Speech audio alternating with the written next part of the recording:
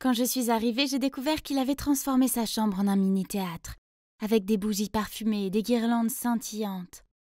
Il m'a tendu un bol de pop-corn et alors que j'étais en train de grignoter, une lettre soigneusement écrite est apparue qui disait « Je suis amoureux de toi depuis que nous sommes petits.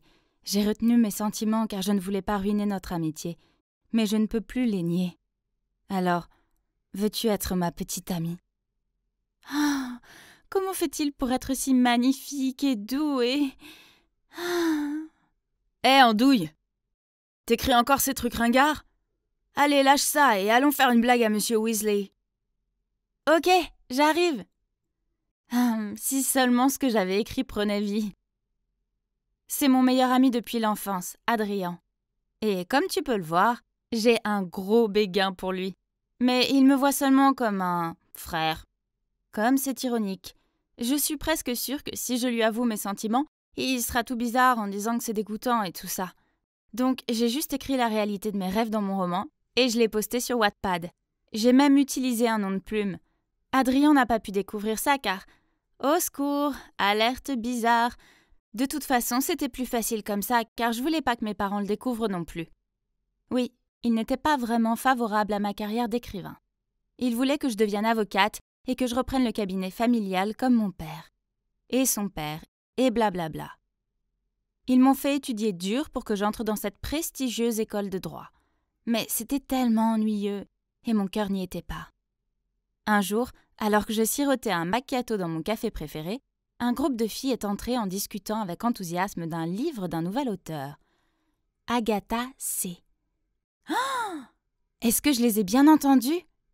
Curieuse, je me suis approchée d'elle et j'ai demandé poliment à voir le livre et...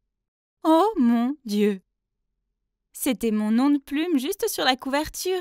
J'ai parcouru les premières pages et j'ai vu mes mots. Cela signifie-t-il que mon livre a été publié? Ouch! Ah, alors tout ça était réel! Donc quelqu'un a dû donner mon livre à l'éditeur? Alors, ça doit être Madame Julia. Oui, elle est écrivaine et très respectée et a des tas de relations dans l'industrie de l'édition. Et heureusement pour moi, elle était mon mentor. Bonjour, Madame Julia. J'appelle juste pour vous remercier pour ce que vous avez fait pour moi. Cécilia, calmez-vous. De quoi parlez-vous? Le livre, bien sûr. Madame Julia, mon livre a été publié grâce à vous. N'est-ce pas? Vous dites n'importe quoi, jeune fille. J'ai à peine commencé à lire votre livre. Alors comment pourrait-il être publié sans que je le sache? Quoi?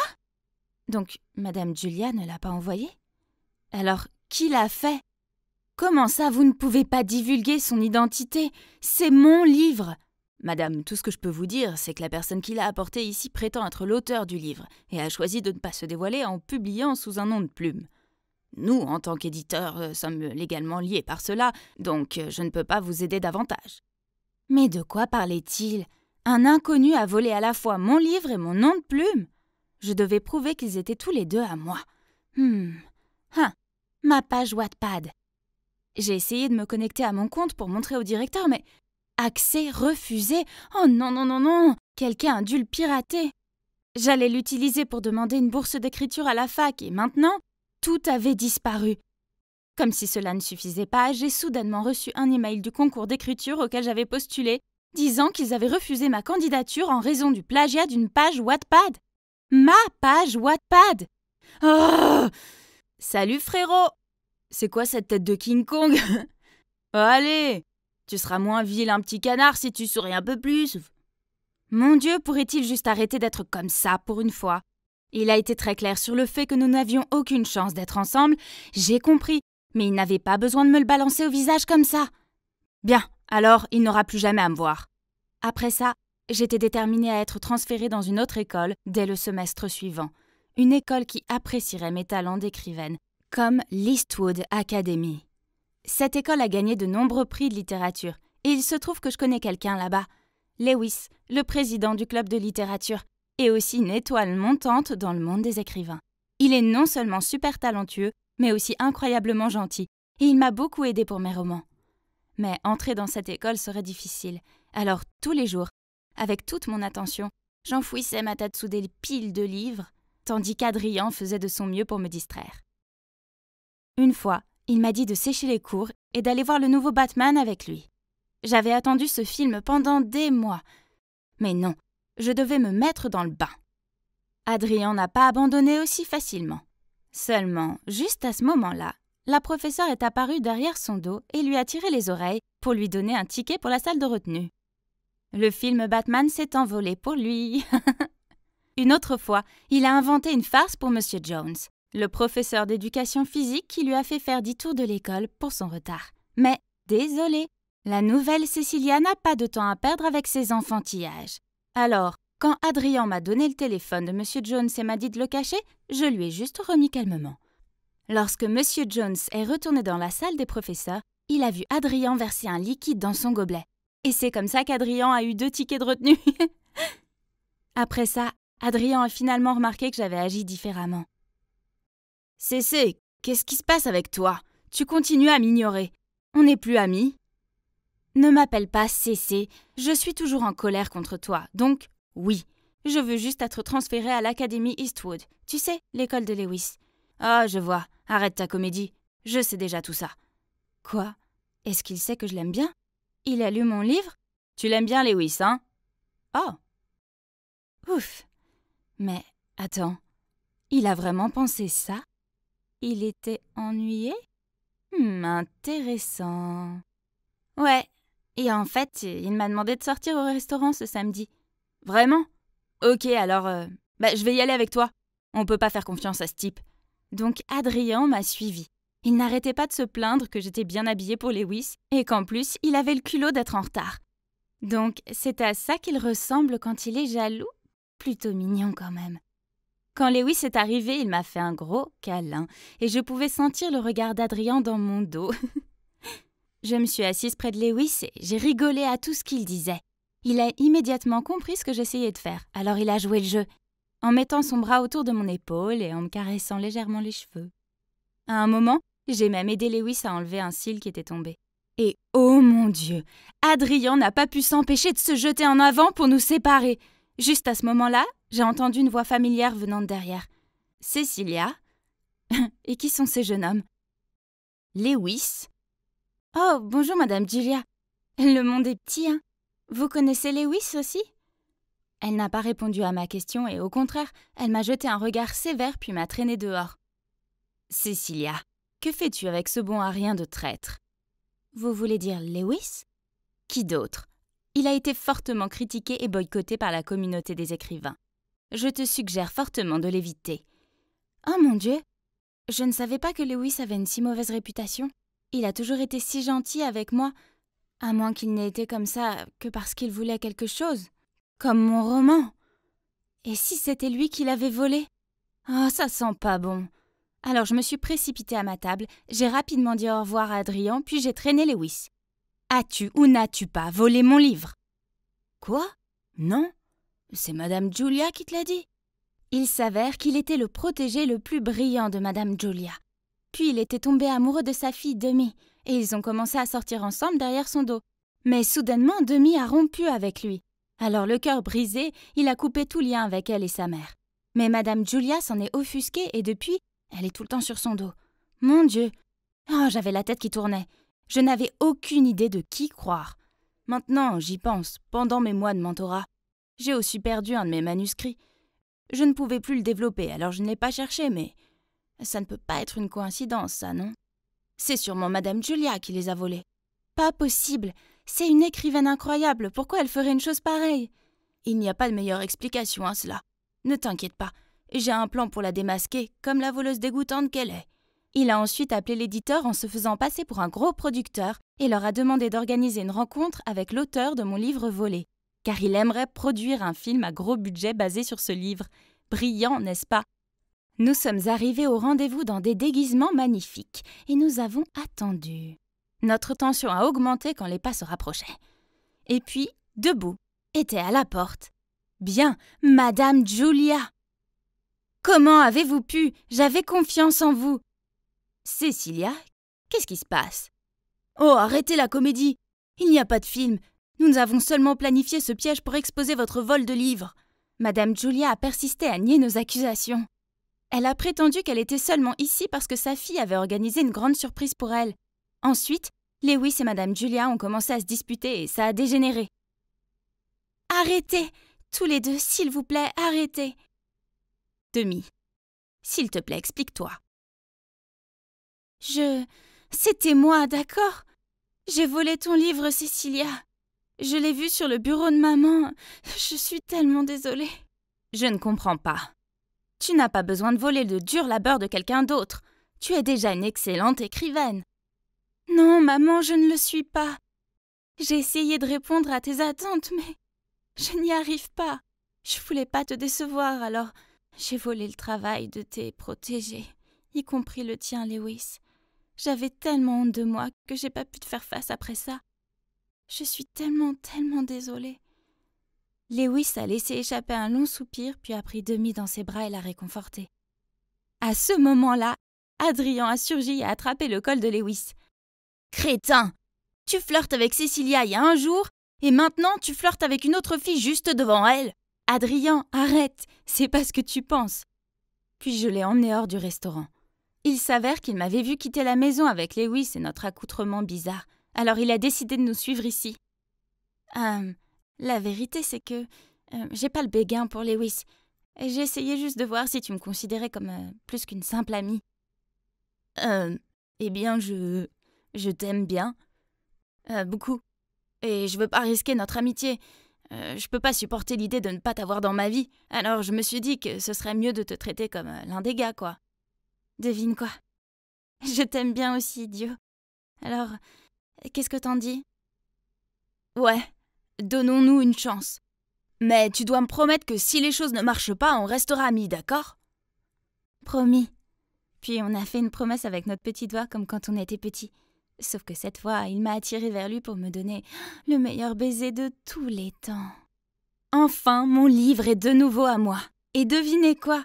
Il vient de devenir le roman numéro 1 des best-sellers selon le New York Times. Oh, ça mérite d'être célébré. Adrien, peux-tu m'aider à établir la liste des invités? Bien sûr, chérie. Qui veux-tu inviter? Voyons voir. Alors il y a mes parents qui m'étaient tellement impressionnés par mon travail indépendant qu'ils me laissent maintenant suivre mes rêves d'écriture. Il y a aussi Lewis et Demi. Ah, ils forment un couple si mignon. Demi a décidé de recommencer sa carrière d'écrivaine, cette fois sans la pression de sa mère. Et avec l'aide de Lewis, elle a un brillant avenir devant elle. Et enfin, Madame Julia, qui soutient désormais pleinement la carrière de sa fille et sa relation avec Lewis. Ah, je suppose que c'est une fin heureuse à la fois pour mon roman, pour moi et pour tous ceux qui me sont chers. Alors, mon rêve de conquérir Hollywood et de devenir une actrice de renommée mondiale commence enfin. Aujourd'hui, c'est mon premier casting. Oh, j'espère que ça se passera bien. Maintenant, je n'ai plus qu'à me changer. J'ai entendu dire que Jenny Sinclair est là aussi. Elle va obtenir le rôle principal car son père milliardaire est trop influent pour qu'elle ne le fasse pas. Ah, tu veux dire Jenny, la beauté sans talent, elle n'a rien de spécial. Son père est opulent et on dit que sa mère est une actrice célèbre. Mais après l'avoir mise au monde, elle l'a abandonnée pour un rôle au cinéma. C'est tellement injuste. Comment pouvons-nous rivaliser avec une fille riche avec une histoire triste? Oui, je suis Jenny Sinclair, la fille du milliardaire Rod Sinclair et la fille supposée d'une mystérieuse actrice célèbre. Les gens pensent que grandir dans la richesse signifie que ma vie est super facile. Faux! Mon père refuse de me parler de ma mère. Donc, même moi-même, je ne sais pas qui elle est. Et papa est aussi complètement contre mes rêves d'acteur. Vous voyez, j'avais vraiment besoin de gagner ce rôle avec mon talent. Alors, ils me prendraient tous au sérieux. C'est presque mon tour, je suis tellement nerveuse. Le film s'appelle La Servante. Donc, le rôle principal est une femme de chambre. Et Madame Sharma, une actrice chevronnée qui vient de rentrer d'Hollywood, jouera le rôle de la maîtresse impitoyable. Ah, ça y est, croisons les doigts pour que je n'oublie pas mes répliques. Ensuite, Jennifer Sinclair. Ignorant les commérages qui bourdonnaient derrière moi, je suis montée sur scène avec confiance et j'ai souri à Madame Sharma. Elle parut un peu surprise en me voyant. « Apporte-moi une tasse de thé à la camomille. » Je marchais avec le plateau quand... Oups! J'ai trébuché, je suis tombée, et la tasse s'est brisée sur le sol. « Quelle fille incompétente! Tu réalises que cette tasse valait plus que toi? Hein? Ce n'était pas dans le script. Stupéfaite, je suis juste restée là avec un regard confus sur mon visage. Pff, Madame Sinclair, comment pouvez-vous être une actrice si vos réactions sont aussi abyssales? Jouer, c'est aussi improviser.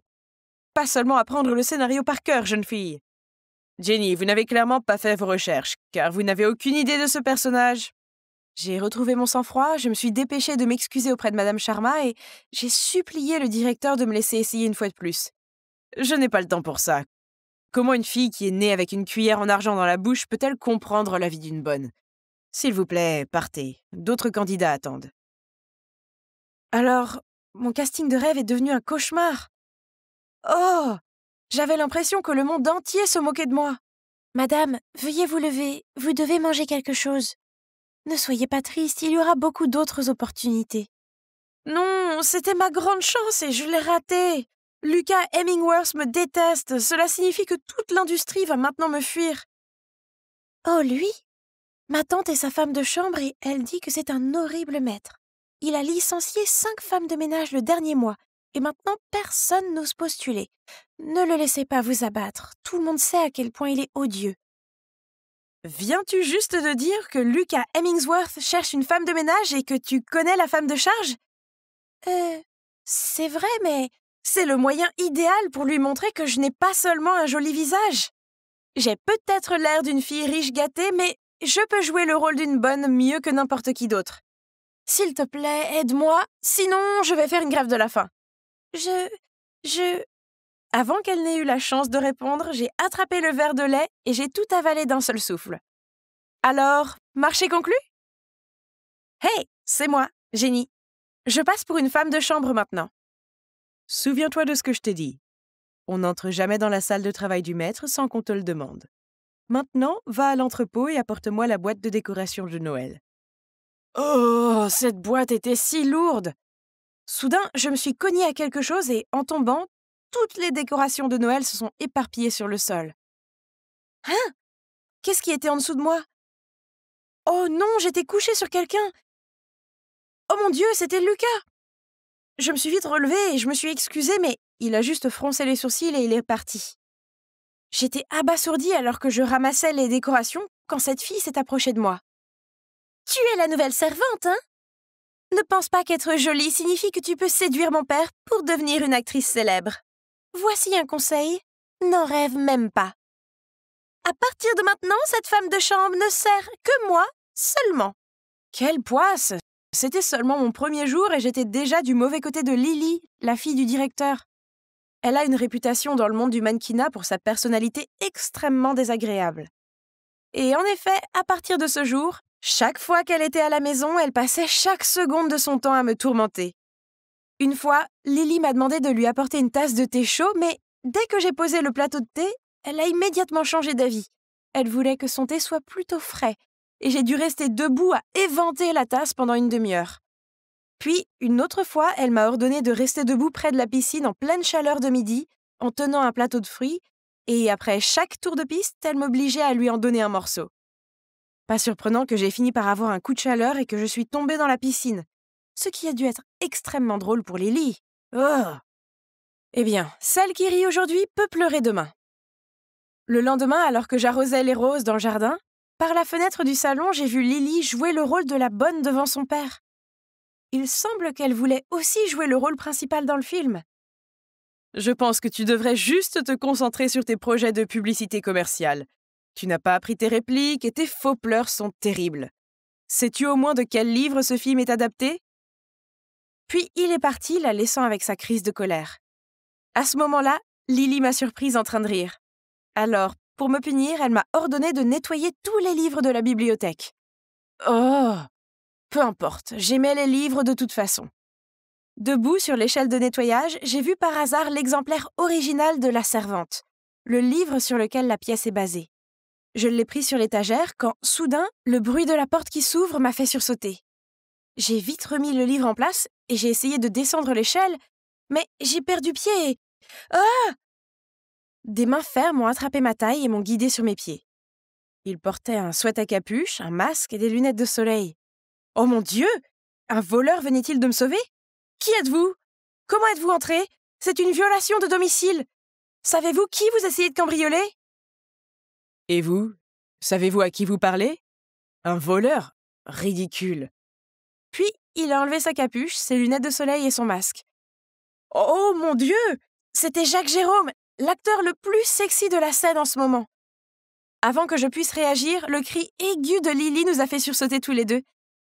Jack, vous êtes là. C'est tellement génial que vous restiez avec nous pour les prochains mois. Je suis une si grande fan. Au grand désarroi de Lily, Jack l'a ignoré, puis est sorti froidement de la pièce. Donc, il s'avère que Jack a été choisi pour jouer l'acteur principal de La Servante. Et pour l'empêcher de continuer son passé déjà scandaleux et affecter le film, Lucas a insisté pour qu'il reste ici pendant le tournage. Bref, même si je n'aimais pas du tout Jack, au moins sa présence signifiait que Lily était trop occupée à s'accrocher à lui pour m'embêter. Ces jours-ci, je profite souvent du temps de nettoyage de fin de soirée pour étudier le livre original. La dernière audition approche et je dois comprendre mon personnage mieux que quiconque. Je nettoyais la cuisine tout en lisant quand soudain j'ai entendu des bruits de pas. Qui cela peut-il être à cette heure-ci? Alors, tu aimes ce livre? C'est un peu déroutant, non? Tu veux dire qu'une servante comme moi n'est pas assez intelligente pour le comprendre? Je n'ai aucune idée pourquoi tu as été choisie pour incarner le côté chaleureux, gentil et sincère d'Alfred. Tu es clairement l'opposé de lui. C'est parce que je suis un acteur, ma belle. Donc tu dis qu'un acteur doit être exactement comme son personnage dans la vraie vie? Alors ne devrais-tu pas être plus prudente puisque je viens de jouer un meurtrier lunatique dans mon dernier film? Il est vraiment désagréable. Se disputer avec quelqu'un d'aussi arrogant que lui était inutile. Je venais de faire quelques pas quand j'ai glissé, mais Jack a tendu la main et a attrapé la queue de ma chemise, ce qui m'a évité de tomber à plat sur le sol, mais a fait déchirer ma chemise. J'ai rougi d'embarras et j'ai essayé de le réparer. « Tiens, prends ça », a-t-il dit en enlevant rapidement sa veste et en la plaçant autour de mes épaules. À ce moment, sortant de nulle part, Lily est apparue. En la voyant, Jack s'est empressé de quitter la cuisine. Elle s'est précipitée vers moi et m'a arraché sa chemise. « Quoi encore? Tu changes déjà de cible? Mais laisse-moi te le rappeler, tu n'es qu'une stupide servante. Jack est à moi. » Oh, pauvre Lily, tu es une fille délirante. Je ne suis pas intéressée par Jack, mais il ne faut pas plus d'un regard pour savoir qu'il n'est pas du tout intéressé par elle. À cause de l'incident d'hier, Lily m'a fait me lever à 4 heures du matin pour cuisiner toutes les sortes de gâteaux qui existent sur Terre. Je venais de décorer la dernière fournée quand elle s'est précipitée dans la cuisine, m'a arraché le tablier élégant, puis les a remis. Je n'ai pas eu le temps de comprendre ce qui se passait lorsque Jack est entré et qu'elle lui a rapidement tendu l'assiette.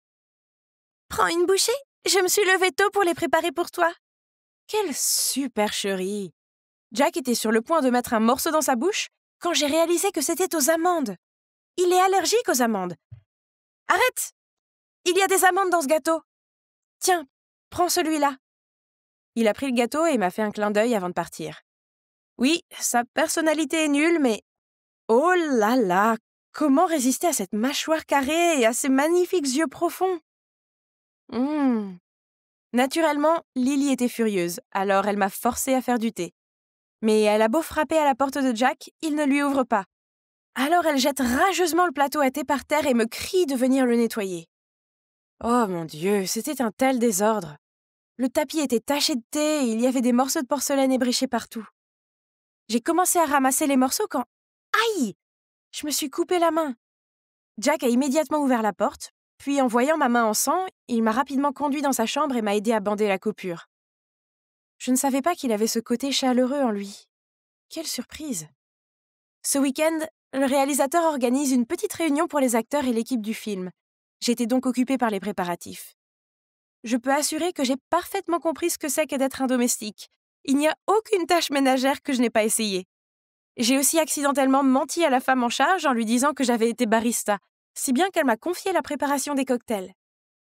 J'essayais de comprendre la recette d'un cosmopolitain quand Jack est entré. Plutôt bon, mais il faut peut-être un peu plus de jus de canneberge. Tu le veux qu'il soit joyeux, pas qu'il s'évanouisse. Je connais tous les invités, je peux te dire quel cocktail leur servir. C'est une bonne chose, je pourrais lui en demander plus sur mes futurs costards. Nous avons tous les deux parlé passionnément de vin, de cocktails et du livre La Servante. il s'avère qu'il est en fait gentil et n'a rien à voir avec le porc égocentrique que la presse dépeint. Tout en parlant et en buvant, je me suis sentie un peu étourdie. Soudain, Jack s'est approché de moi. « En fait, je te trouve assez attirante. Alors, tu peux arrêter de jouer maintenant. »« Jouer ? Hein ? Tu crois que je t'aime bien ? Tu es ivre !» J'étais sur le point de partir quand Jack m'a arrêtée. « Tu tombes toujours devant moi, tu te souviens de mon allergie aux amandes, tu lis le livre dont je suis le personnage principal. Si tu ne m'aimes pas, pourquoi es-tu resté avec moi tout ce temps ?» J'ai regardé Jack avec confusion. Honnêtement, à chaque fois que je le regardais, je sentais mon cœur qui sautait. Voyant que je rougissais, Jack a soulevé doucement mon menton et a déposé un doux baiser sur mes lèvres. À ce moment-là, un cri m'a fait sursauter et j'ai failli tomber, encore. « Ah ! Que faites-vous tous les deux ? Bon sang !» J'ai couru frénétiquement hors de la cuisine, laissant Lily hurler derrière moi. Je me suis assise dehors près de la piscine jusqu'à ce que je retrouve mon calme. C'était inattendu. Mon premier baiser était avec Jack, l'acteur scandaleux que je détestais le plus. Je pense que je devais partir avant que les choses ne deviennent encore plus compliquées. Après m'être calmée, je suis retournée dans ma chambre pour commencer à faire mes valises. Et j'ai vu que mes vêtements étaient jetés par terre. Et là, assise sur mon lit avec un air satisfait, se trouvait Lily. Elle a brandi mon passeport et le script dans sa main. « Jenny Sinclair, il semble que je connaisse ton secret. Quelle humilité de ta part de te rabaisser à jouer une bonne pour avoir un rôle dans un film. Imagine le scandale si la presse l'apprenait. Personne n'oserait coopérer avec un serpent comme toi. » J'ai repris mes affaires en colère, mais ça n'a pas marché. Lily a sorti son téléphone pour filmer et me menacer. « Fais ce que je te dis, sinon cette vidéo va devenir virale. Alors non seulement ton cher papa saura que tu as frotté des toilettes toute la journée, mais imagine les dégâts que tes mensonges feront à sa précieuse réputation. » Oh, elle s'en prenait à la mauvaise fille. Mon méthode acting était terminée. Je ne suis plus sa marionnette. Il est temps qu'elle réalise qui est le vrai maître de ce jeu. Quelle belle journée! Devinez qui vient de décrocher le rôle principal dans la prochaine pièce du club musical? Oui, moi! Alors que je me plonge dans le rythme de la musique, aïe! Je me suis cognée à quelqu'un et je suis tombée. Tu es aveugle? Tu te crois si spécial que tu peux valser partout comme bon te semble? Pas encore. Pourquoi est-ce que je continue à tomber sur elle? C'est Camilla, la méchante fille de mon club de musique. Je chante, elle danse, je fais toujours en sorte de rester dans ma voie, mais pour une raison quelconque, Camilla n'arrête pas de me critiquer. Ah, s'il te plaît, tu ressembles à un chat qui hurle. Donne-moi des ongles sur un tableau noir plutôt que ton cri, n'importe quel jour. Pourquoi doit-elle être si méchante? Hein? Qu'est-ce que c'est? Oh, un portefeuille! Quelqu'un a dû le faire tomber. Mais je suis la seule personne dans cette allée. Il doit y avoir une carte d'identité ou autre chose dedans, non? J'ai donc ouvert le portefeuille pour vérifier, mais non. Pas de carte étudiante, pas de carte d'identité. À la place, il y a juste une étrange photo et un tas de cartes de membres VIP avec le nom Sophia dessus. Oh, ces endroits sont chics. Cette personne doit être super riche. Je dois remettre ça au poste de police. Mais attendez, ce n'est pas... Oh mon Dieu, un ticket pour voir Franz Ferdinand ce soir. J'adore ce groupe et c'est pour le carré VIP. Même si j'apporte ça aux flics maintenant, ils ne pourront toujours pas trouver le propriétaire avant le concert. Nous ne devrions pas laisser un billet aussi génial se perdre, n'est-ce pas? Alors, et si... Je vais profiter du concert de ce soir au nom de cette fille, puis je remettrai le portefeuille aux flics plus tard. Honnête. Waouh, c'est la plus grande scène que j'ai jamais vue dans ma vie. Je suis arrivée à mon siège et j'attendais avec impatience quand j'ai entendu une voix à côté de moi. « Hey, tu dois être Sophia ?» Mon Dieu, ce mec était magnifique, mais il m'avait confondue avec une autre. Attendez une minute. C'est vrai, Sophia était le nom sur les cartes, la propriétaire du portefeuille. Je cherchais encore un moyen d'expliquer cette situation embarrassante quand elle a continué. « Ravi de te rencontrer, je m'appelle Roman et mes parents m'ont beaucoup parlé de toi. Ils sont plutôt bons pour arranger les choses, non? Parce que j'adore vraiment ce groupe. » J'aurais dû prévoir que ça arriverait. Je veux dire, qui va à un concert seul? Heureusement pour moi, il semble que ce Roman n'avait jamais rencontré la vraie Sophia auparavant. Pour une nuit seulement, je pouvais prétendre être elle, non? Et devinez quoi? Ce type n'était pas seulement super mignon, mais aussi un musicien talentueux. Il avait passé la plupart de sa vie en Italie et venait de rentrer aux États-Unis pour y suivre des études. Grâce à lui, j'ai appris que Sophia était une chanteuse douée et leurs 2 parents ont organisé cette rencontre pour que Roman puisse aider sa carrière de chanteuse. Parler à Roman était si naturel et bientôt je chantais et me balançais sur la musique à ses côtés. Dès que je suis arrivée à la maison, je suis immédiatement allée sur Internet pour trouver plus d'informations sur Roman. Waouh, son compte SoundCloud a plus de 200 000 abonnés. Ah, beau et talentueux. Il est comme un James Dean des temps modernes. Alors que j'ai rêvassé, mon téléphone a vibré. Il m'a envoyé un texto. J'ai passé un bon moment ce soir. J'organise une petite fête de bienvenue au Madison Club. J'ai entendu dire que tu y allais souvent. Si tu n'es pas occupé, tu voudrais te joindre à nous? Le Madison Club? Comme dans l'un des country clubs les plus chers de l'État? Les frais d'initiation à eux seuls coûtent $1000 et cette fille est une grande voyageuse. Et ouais, voici la carte de membre VIP du Madison Club. Je sais. Mais j'avais encore des tas de questions sur la musique à poser à Roman. Juste pour cette fois, ensuite, je la rendrai sans hésiter. Maintenant, le problème suivant. Je ne peux pas porter ces tenues médiocres au Madison Club. J'ai besoin de quelque chose de sobre mais qui a l'air cher. Si j'étais Sophia, où ferais-je mes achats? Oui, le centre commercial Crystal Lane. Le lendemain matin, je me suis rendue dans ce centre commercial exclusif avec toutes mes économies. Mais comment une robe aussi courte peut-elle coûter $5000? Y a-t-il vraiment des gens qui sont prêts à payer autant pour ce minuscule tissu? Le seul article que je pouvais me permettre était une épingle à cheveux. J'ai donc serré les dents et j'ai apporté l'épingle à cheveux à la caisse avec tout l'argent que j'avais sur moi et ma carte de membre. Mais à ma grande surprise, non seulement j'ai reçu l'épingle gratuitement, mais on m'a également offert ce joli sac. Apparemment, c'était mon anniversaire. Enfin, l'anniversaire de Sophia pour être exact. Honnêtement, je me sens un peu coupable de profiter de ses services au nom de Sophia. Mais je n'ai pas dépensé son argent. Et comme ce sac est gratuit, je peux le garder, non?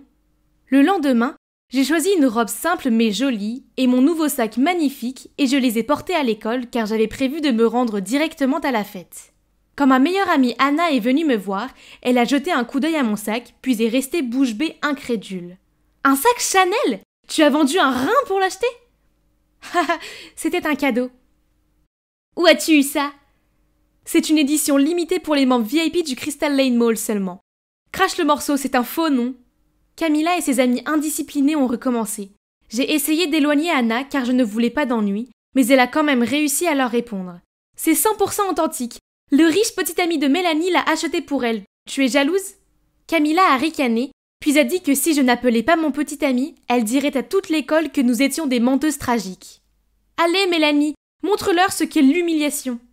Oh non, qu'est-ce que je dois faire?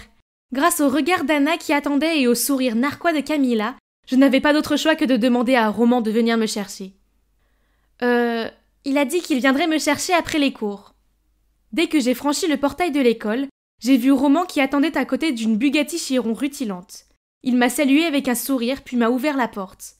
Je n'ai pas eu besoin de me retourner pour savoir que Camilla me regardait avec des yeux de braise. Après ça, elle n'osera plus me regarder de haut, n'est-ce pas? Oh, cet endroit était encore plus somptueux que je ne l'imaginais. Alors que nous étions en avance, Roman m'a invité à chanter une chanson pendant qu'il jouait du piano. J'ai commencé à chanter et il s'est joint à moi pour harmoniser, et ce moment était génial. C'était vraiment cool de le voir plonger dans la musique. Lorsque nous avons terminé notre performance, j'ai réalisé qu'une foule s'était rassemblée autour de nous et ils ont tous éclaté en vifs applaudissements. Une voix d'ange et un musicien de génie. Quel couple parfait! Je me suis tournée vers Roman et je l'ai vu me sourire avec tendresse. Wow! Mes parents disaient que tu étais douée, mais je n'avais aucune idée que tu serais aussi incroyable. Sentant mon visage s'échauffer, je me suis rapidement excusée puis j'ai couru à la salle de bain. Enfin, une fois que je l'ai trouvé, pour me calmer. Ouais, c'était un peu confus, mais ça ne changeait rien au fait que mon cœur battait toujours à tout rompre. Cette expérience était comme un rêve éveillé, mais peut-être que je devais lui dire la vérité avant que ça n'aille trop loin. Je suis revenue pour voir Roman parler avec une fille. En me voyant arriver, Roman m'a fait signe et a dit « La voilà! Hé Sophia, je viens juste de discuter avec ta petite sœur. » Oh non, j'allais dire la vérité à Roman moi-même. Mais quand la fille s'est retournée et... Ce n'est pas Camilla? Donc Camilla est la sœur de Sophia? Camilla semblait aussi surprise que moi. Elle a inventé une excuse et est partie. Ah, Elle est vraiment partie sans faire de scène? Le lendemain, je suis allée à l'école avec le portefeuille et j'ai cherché Camilla, mais je ne l'ai trouvée nulle part. Quand la dernière cloche a sonné, j'ai reçu un message d'elle qui disait « Retrouve-moi dans l'allée derrière l'école ». Je suis nerveusement arrivée au point de rendez-vous et j'ai vu Camilla qui attendait là. « Voici le portefeuille de ta sœur. Désolée de ne pas l'avoir rendu plus tôt. » Mais à ma grande surprise, elle n'a même pas pris le portefeuille. « Voleuse, tu vas payer pour ça !» Qu'est-ce qu'elle voulait dire par là? Laisse-moi être claire, je n'ai pas volé ça. Je l'ai juste ramassé par accident, j'avais l'intention de le rendre. Alors pourquoi as-tu utilisé le nom de ma sœur et ses cartes de membre? J'ai juste... Plus d'excuses. Voler est toujours voler. Si tu ne veux pas que tout le monde, y compris Roman, sache que tu es une voleuse d'identité, tu ferais mieux de faire ce que je dis. Tu vas chanter pour moi pour faire du playback au prochain concours de chant de la ville. Un concours de chant? Mais Camilla est une danseuse, pas une chanteuse. Soudain, une voix venant de derrière m'a fait sursauter. « Te voilà, Sophia, je te cherchais. » Je me suis retournée et j'ai vu le visage heureux et si mignon de Roman. Il serait tellement déçu quand il découvrirait que je lui ai menti depuis le début. Sentant mes sentiments, Camilla m'a juste souri avant de partir. « Souviens-toi de notre accord, sœur. » Il s'est avéré que Roman venait de terminer la composition d'une nouvelle chanson et qu'il voulait que j'enregistre une démo dans son studio. Mais ce n'est pas bien. J'ai hésité puis j'ai lâché. « Roman, en fait, je ne suis pas... » Roman m'a interrompu avant que je puisse finir ma phrase et m'a montré l'affiche d'un prochain concours de chant. « Oh, c'est celui que Camilla a mentionné plus tôt. »« Tu devrais essayer, c'est une bonne opportunité. » J'ai secoué la tête tristement. « Mais je ne peux pas. »« Pourquoi ? » Comment puis-je dire à Roman que je ne peux pas participer au concours parce que je dois aider Camilla à faire du playback? Donc, je lui ai juste dit des conneries sur le fait d'avoir un truc familial ce jour-là. Quand je suis rentrée à la maison, j'ai décidé qu'il n'y avait qu'une seule solution. Je devais bloquer Roman. C'est la chose la plus difficile que j'ai jamais faite, mais je devais arrêter cette série de mensonges avant qu'ils n'envahissent ma vie. Le jour du concours de chant, bien que j'ai préenregistré la chanson pour Camilla, elle m'a quand même traînée avec elle. C'est étrange. Elle n'avait pas l'air aussi effrontée que d'habitude. Peut-être que c'est les nerfs? Puis, au milieu de sa performance, elle a mal jugé un mouvement et son micro s'est écrasé sur le sol. Alors qu'elle se tenait là, abasourdie, ma voix continuait d'être diffusée. La salle entière est devenue silencieuse, puis lentement, les murmures ont commencé à monter. Tout le monde a pointé Camilla et j'ai entendu l'homme assis à côté de moi murmurer. « Elle a apporté plus de honte à notre famille. Comment je vais dire que c'est ma fille ?» Oh, donc c'est le père de Camilla? Et la femme assise à côté de lui, probablement sa mère, secouait également la tête avec ennui. À ce moment-là, un membre du personnel leur a dit quelque chose et j'ai pu voir leur visage devenir pâle avant qu'ils ne se précipitent hors de l'auditorium. En voyant cela, Camilla a éclaté en sanglots puis s'est précipitée hors de la scène. Bon sang, comment des parents peuvent-ils traiter leur enfant comme ça? Camilla a peut-être été une méchante fille, mais elle ne méritait pas ça. J'étais sur le point d'aller vérifier si elle allait bien quand une main m'a tirée en arrière. C'était Roman. « Mélanie, c'est ton tour. » Juste à ce moment, l'animateur de l'émission m'a appelée sur la scène par mon vrai nom. Hein? Qu'est-ce qui se passe? Je me suis retournée pour regarder Roman, mais en souriant, il m'a juste souhaité bonne chance et m'a tendu le micro. Et la musique a commencé. C'était la chanson que Roman et moi avions chantée ensemble. J'ai pris une profonde inspiration pour me calmer, puis j'ai chanté de tout mon cœur. Quand j'ai terminé la performance, les 3 juges se sont levés pour applaudir et le public m'a soutenue. Oh là là, est-ce que je rêve? C'est quoi tout ça? Est-ce que tu sais qui je suis vraiment? Ouais, bien sûr. Je l'ai compris il y a longtemps. Il s'avère que le fait que je ne sache pas où sont les toilettes du country club m'a fait perdre la partie. Donc, il a fait ses recherches et a découvert que je n'étais pas vraiment Sophia. Mais comme il voulait quand même me voir, il a fait semblant de ne pas savoir pour qu'on puisse continuer comme si de rien n'était. Il a aussi vu par hasard Camilla me faire chanter pour son spectacle, alors il a décidé de m'enregistrer. En parlant de Camilla, je voulais m'assurer qu'elle allait bien. Nous avons cherché aux alentours et l'avons trouvée assise dehors, en train de pleurer. C'est bon, il y aura d'autres compétitions. Je ne pleure pas pour ça. C'est ma sœur, elle a disparu. À travers ses larmes, Camilla nous a raconté comment, dès son plus jeune âge, ses parents voulaient qu'elle et sa sœur fassent carrière dans la musique. Cependant, Camilla s'est découverte une passion pour la danse, tandis que Sophia excellait en chant, ce qui l'a rendue favorable à leurs parents. Peu importe le nombre de concours de danse remportés par Camilla, ils ont toujours négligé son talent. Et lorsqu'elle leur a annoncé avec enthousiasme qu'elle avait décroché le premier rôle dans la pièce de théâtre de l'école, ils ont continué à parler de Sophia. Alors, découragée et jalouse, Camilla a jeté le portefeuille de sa sœur, celui que j'ai accidentellement ramassé. Dans ce concours de chant, Camilla voulait gagner contre sa sœur devant leurs parents pour une fois, donc elle m'a impliquée dans son plan de playback. Mais la nuit dernière, Sophia l'a découvert et elles se sont disputées, mais étant en colère, Camilla a laissé échapper des choses désagréables, comme le fait qu'elle souhaitait que Sophia disparaisse de sa vie. Ce n'est que ce matin-là qu'elle s'est réveillée et a découvert que sa sœur était vraiment partie. Jusqu'à présent, Sophia ne s'est même pas montrée à l'auditorium, alors que c'est bientôt son tour. Et si Sophia ne revenait jamais? Je n'aurais pas dû être si méchante. Roman et moi avons réconforté Camilla, puis nous sommes allés chercher Sophia ensemble. Camilla nous a emmenés dans les endroits préférés de Sophia, mais elle n'était nulle part. Soudain, je me suis souvenue de la photo soigneusement insérée dans son portefeuille. Ce doit être un endroit spécial pour elle. C'est l'ancienne maison de ma famille. Nous vivions ici quand j'étais petite. Nous nous sommes précipités là-bas et avons trouvé Sophia assise devant la maison. Toutes deux se sont précipitées dans les bras l'une de l'autre et ont pleuré comme deux enfants. À travers les larmes, elles ont tout dit. Il s'avère que si Camilla était jalouse de sa sœur, Sophia n'était pas mieux lotie non plus. Elle était sous la pression des attentes de leurs parents depuis toujours, et elle a toujours eu pitié de Camilla à cause de tous les privilèges qu'elle avait. Tu sais, on ne peut pas juger un poisson par sa capacité à grapper à un arbre. Si chanter est ta passion, n'hésite pas à la vivre pleinement. Mais si ce n'est pas le cas, n'aie pas peur de poursuivre ce qui te rend heureuse. Je veux dire, tu es en fait une danseuse vraiment géniale. Donc, à la fin, Sophia et Camilla se sont réconciliées. Après une grosse dispute avec leurs parents, les deux sœurs ont été libres de poursuivre leur propre passion. Camilla s'est concentrée sur la danse, tandis que Sophia et ses amis ont formé un groupe indépendant comme elle l'avait toujours voulu. Quant à moi, eh bien... j'ai appris une leçon que si vous trouvez un objet perdu, apportez-le immédiatement au poste de police. Heureusement pour moi, tout ne s'est pas si mal passé. J'ai aidé deux sœurs à trouver la paix, et je me suis même offert ce beau musicien super talentueux. Waouh, ce gâteau a un goût de paradis! J'ai tendu le bras pour prendre une autre part quand j'ai entendu un grognement. Je t'ai dit d'être gracieuse, n'est-ce pas?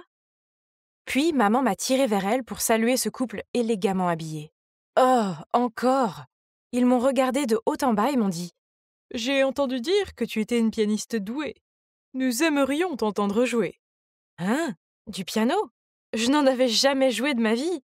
Avant que je puisse répondre, maman est intervenue. Malheureusement, Phoebe s'est foulé le poignet. Peut-être la prochaine fois. Je l'ai regardée de façon confuse. Pourquoi mentirait-elle comme ça? Maman, pourquoi t'as dit que je pouvais jouer du piano? Ah, oui. Je me suis peut-être vantée auprès d'eux que tous mes enfants adoptés sont excellents. Je veux dire, toutes les mamans se vantent de leurs enfants, non? Eh oui, j'avais grandi dans un orphelinat avant que maman ne m'accueille dans sa famille. Cet endroit est plutôt grand, hein? Je l'ai trouvé écrasant au début et j'ai fini par me perdre en cherchant ma chambre. Heureusement, il y a beaucoup de mes sœurs adoptives pour me montrer où aller. J'en ai 10. Oui, vous avez bien entendu, 10. C'est comme si je passais d'un orphelinat à l'autre. Sauf que je ne suis plus orpheline. Et nous avons toutes le même âge, ce qui est inhabituel car les parents d'accueil préfèrent souvent des enfants plus jeunes. Ils disent que les ados sont plutôt têtus. Sans parler du fait que mon père adoptif n'est jamais là. Je ne pourrais même pas te dire à quoi il ressemble. C'est donc juste nous, les filles, ici. Je m'entends bien avec Colline. Elle a 2 ans de plus que moi et nous partageons la même chambre. Même si j'aimais vivre avec maman et mes sœurs, maman nous faisait faire des choses étranges, comme porter des vêtements ringards et marcher en ligne droite. Pire encore, elle m'a forcée à apprendre le piano. Oh! Je n'étais pas du tout musicale. Je faisais juste du boucan. Elle m'a aussi appris à manger correctement, mais c'était comme une séance de dressage de chien. Je n'avais le droit de manger que lorsqu'elle faisait un signe. Et le temps que je comprenne comment utiliser l'argenterie, le repas était déjà terminé. Oh! Mais c'est comme ça que chaque mère enseigne à sa fille, non? Et apparemment, maman n'avait plus la patience de me coacher. Alors elle m'a confiée à Colline, sa fille vedette. Nous passions 1 heure par jour à parler ensemble. Ou plutôt, elle me donnait des conseils sur la façon de parler correctement. Colline m'a dit que je devais contrôler mon volume parce que j'avais tendance à crier et que ce n'était pas très féminin. Je devais chuchoter au même volume qu'elle et choisir mes mots avec soin pour faire preuve d'intelligence et de grâce. Oh! peut-être que ce serait plus facile si je ne disais rien du tout désormais. Je n'ai pas eu l'occasion de connaître mes autres sœurs car maman nous a fait poursuivre chacune une aptitude différente, ce que nous devions exécuter lors de notre évaluation mensuelle. Maman est en général très douce et attentionnée, mais trop stricte quand il s'agit d'entraînement. Nous devons consacrer beaucoup de temps et d'efforts à l'entraînement. Un jour, j'essayais de comprendre la feuille de musique quand j'ai entendu Lexi se plaindre. « Pourquoi maman me force-t-elle à faire cette mission impossible? Tellement ennuyeux! » Quoi? Au moins le patin à glace est 1000 fois plus amusant que le piano. Si seulement... Une idée m'a traversé la tête. Cette nuit-là, je suis allée voir ma mère et lui ai dit timidement « Maman, je veux passer des leçons de piano au patinage sur glace. Je veux échanger avec Lexi. Quoi? Non. Mais pourquoi? Lexi n'aime même pas le patin à glace. C'est parce que je peux voir le potentiel en chacune de vous. Donc c'est impossible de changer. Frustrée, je suis retournée dans ma chambre et j'ai pleurniché auprès de Colline. Mais ce n'était pas un gros problème pour elle. Maman sait ce qui est le mieux pour nous. Eh bien, ça, je n'en suis pas trop sûre. Nous n'avons même pas pu aller à l'école, car maman disait que l'école à la maison était suffisante, alors que je trouvais sa méthode plutôt étrange. J'ai rêvé de cette vie parfaite avec une maman extraordinaire, mais maman n'a jamais été très affectueuse. Peu importe combien nous avons étudié ou essayé de perfectionner notre passe-temps choisi, elle ne nous a jamais câlinés ou félicités, pas même Colline, la fille la plus intelligente ici. Je voulais absolument impressionner maman, alors une fois, j'ai passé des heures à préparer cet apéritif portugais pour elle. Mais elle a juste pris une bouchée et dit que c'était bon. Je lui ai demandé si elle ne m'aimait pas, mais elle a juste répondu qu'elle nous aidait à avoir une position élevée dans la société et une vie brillante. Mais je n'ai pas besoin de ces choses. Je voulais juste qu'elle m'aime. Cet endroit est si étouffant et le seul moment où je peux respirer, c'est quand je vais acheter du pain le vendredi matin. Et soudain, quelqu'un m'a tapé sur l'épaule, ce qui m'a fait sursauter au point de faire tomber mes affaires. « Hé, c'est vraiment toi? Mais quelque chose ne va pas chez toi? Pourquoi cette démarche étrange? » « Je ne suis douée que pour acheter du pain, mais tu as tout gâché, tu vois ?» Jules s'est baissé pour le ramasser pour moi. Il était toujours aussi grossier, mais je me surprenais à être jalouse de son esprit libre. Nous étions parfaitement assortis à l'orphelinat et... C'est embarrassant à admettre, mais j'étais très vilaine à l'époque et je volais souvent à l'étalage avec lui. Tu pourrais aller voler un peu plus. Tu te souviens de nos tours? Je dois te dire 3 choses. Premièrement, j'ai été adoptée. Deuxièmement, ma famille adoptive est riche. Et enfin, je suis éduquée pour devenir une noble dame. Donc, plus de vol. C'est ridicule. J'ai aussi 3 choses pour toi. J'ai été adoptée aussi. Mes parents m'aiment tellement. Oh, et ce sont des flics. On s'est regardés et on a éclaté de rire. Nous étions donc tous les deux pris, n'est-ce pas? Jules et moi, nous nous sommes assis sur un banc pour rattraper le temps perdu. Et quand j'ai parlé de ma nouvelle famille, il m'a interrompu. Ça me semble étrange. Pourquoi n'adopte-t-il que des adolescentes? Et à quoi servent ces leçons et ces évaluations mensuelles? Puis, Jules a insisté sur le fait qu'il allait enquêter sur ma famille adoptive. C'est idiot. Mais c'est quand même amusant de retrouver un ami. Et nous avons convenu de nous voir tous les vendredis. Et voici ma première évaluation. Bien sûr, je ne pouvais même pas jouer une simple mélodie, donc j'ai dû étudier 3 heures de plus chaque jour. Mes sœurs ont encore plus souffert. Karine était obligée de s'abstenir de manger car elle pesait 2 kilos de plus que la norme. En revanche, Willy a dû manger sans arrêt la nuit pour prendre 5 kilos de plus. Si c'est à ce point, ça ne doit pas être simplement pour satisfaire la vantardise désinvolte d'une mère, n'est-ce pas? Le vendredi suivant, j'ai parlé à Jules de l'évaluation de la semaine dernière. Il a déclaré qu'il y avait un problème avec ma famille. Je ne pense pas, Jules. Maman veut juste le meilleur pour nous. Écoute, Phoebe, je pense qu'elle fait exprès de vous former. Chacune de vous doit être bonne dans un certain domaine, comme les commandes de course. Les commandes? Ne va pas trop loin. Tu connais le bœuf de Kobe? On fait écouter de la musique aux vaches, on leur donne de la bière à boire et on les masse, mais à la fin, tu sais quel est le résultat. Oh non, c'est ce que c'est? Maman disait qu'elle nous donnerait le meilleur tant qu'on travaillait dur. Est-ce que nous étions testés et estampillés comme ces vaches? Un jour, je suis rentrée à la maison et j'ai trouvé Colline en train de faire sa valise. Maman va m'emmener dans une nouvelle école demain. Donc, Colline partait? Mais où? Tu vas me manquer, Serette. Envoie-moi un message. Mais les jours passèrent sans un modèle. J'ai demandé à maman et elle m'a dit que le travail de Colline avait payé et qu'elle allait à une école prestigieuse, mais que les téléphones sont interdits. Ça semblait suspect, alors je l'ai dit à Jules et il a insisté que je rapporte l'affaire. Un autre vendredi, Jules et moi nous sommes rencontrés dans une église. Pourquoi a-t-il choisi cet endroit ennuyeux? Je regardais autour de moi quand j'ai vu un groupe de lycéennes sortir de l'église. Elles portaient toutes le même uniforme terne, avaient les cheveux attachés en chignon et étaient alignées de manière obéissante. Et là, je l'ai vue. Colline? J'étais sur le point d'aller la saluer, mais le regard furieux de la femme qui l'accompagnait m'a fait fuir. Ce n'était pas bien. Je devais demander à Colline ce qui se passait. J'ai donc attrapé Jules et j'ai poursuivi le groupe, mais ils sont montés dans une voiture noire et ont filé.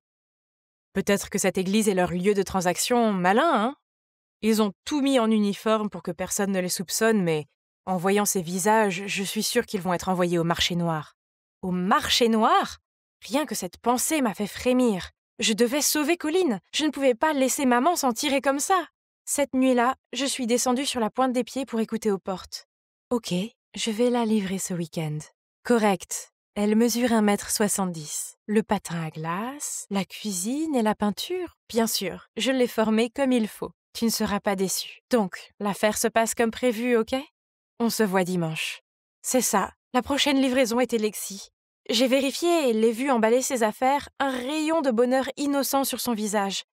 J'ai envoyé un message à Jules qui m'a répondu « Attends calmement à la maison, n'agis pas sans réfléchir, je vais trouver une solution. » Cette nuit-là, je n'ai pas pu fermer l'œil. J'étais terrifiée que quelque chose de terrible arrive à Lexi.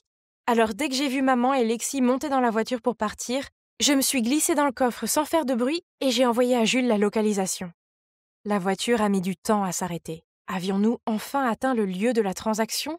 Quand ça m'a semblé sûr, je suis sortie prudemment et j'ai vu maman parler à une femme d'âge moyen à l'air fastidieux. Qu'est-ce que maman a dit pour que Lexi soit si paniquée qu'elle s'accroche à maman? La femme a tendu à maman une enveloppe assez épaisse, puis a attrapé la main de Lexi et l'a traînée au loin. Mon Dieu! Où était Jules? Je ne pouvais pas regarder ma sœur être emmenée comme ça. Laisse Lexi partir maintenant! Phoebe, qu'est-ce que tu fais? Arrête ça! Tu vas nous vendre, n'est-ce pas? Je connais déjà la vérité.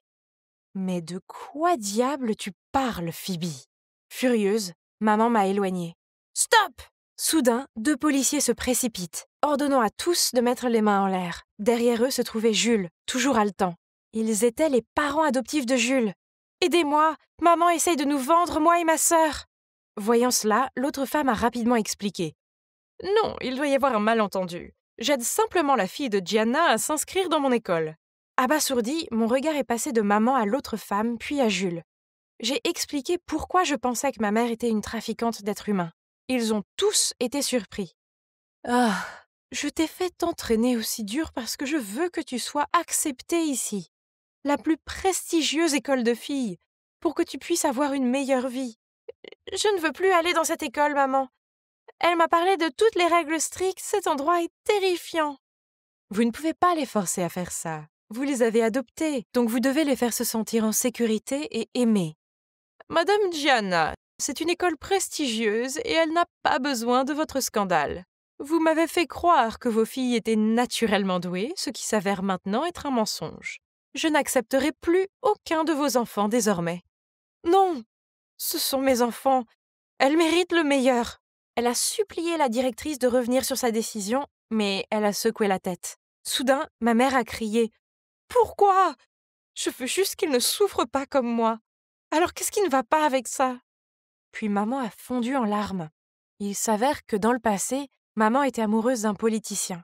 Mais il a décidé qu'il ferait avancer sa carrière en choisissant d'épouser une diplômée de 7 prestigieuses écoles. Maman l'aimait tellement qu'elle a continué à être sa maîtresse. Mais même s'il subvenait à tous ses besoins, maman a toujours eu l'impression d'être inférieure à sa femme officielle, surtout lorsqu'il se vantait de sa femme intelligente et de ses filles talentueuses. Puis, lorsqu'elle a voulu fonder sa propre famille, il ne l'a pas autorisée. Enfin, elle a décidé d'adopter des filles et de les former afin qu'elles puissent entrer dans cette école, quel que soit leur milieu. C'est donc la raison pour laquelle elle nous a fait ça. Je dois admettre que j'ai eu un peu de peine pour elle. Tout cela n'était que pour apaiser la douleur de son passé. Mais, maman, nous ne voulons pas aller dans cette école prétentieuse. Nous voulons juste que tu nous aimes et que tu nous protèges. Je suis désolée, j'avais tort. J'essayais seulement d'aider. Je suis désolée, tout est de ma faute. Puis elle m'a prise dans ses bras. Donc, au final, mes sœurs et moi avons enfin une famille vraiment heureuse.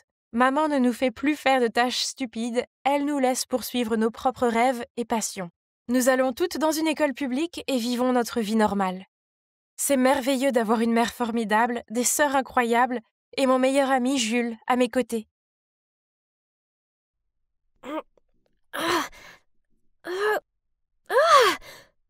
Pourquoi cette barrière devait-elle être si haute? Oh non, ça n'avait pas l'air bon. Il était temps de sortir d'ici. Mais je semblais être coincée. Soudain, une équipe de sécurité m'aveuglait avec une lampe de poche et me disait de ne pas bouger. Je ne pouvais pas bouger de toute façon.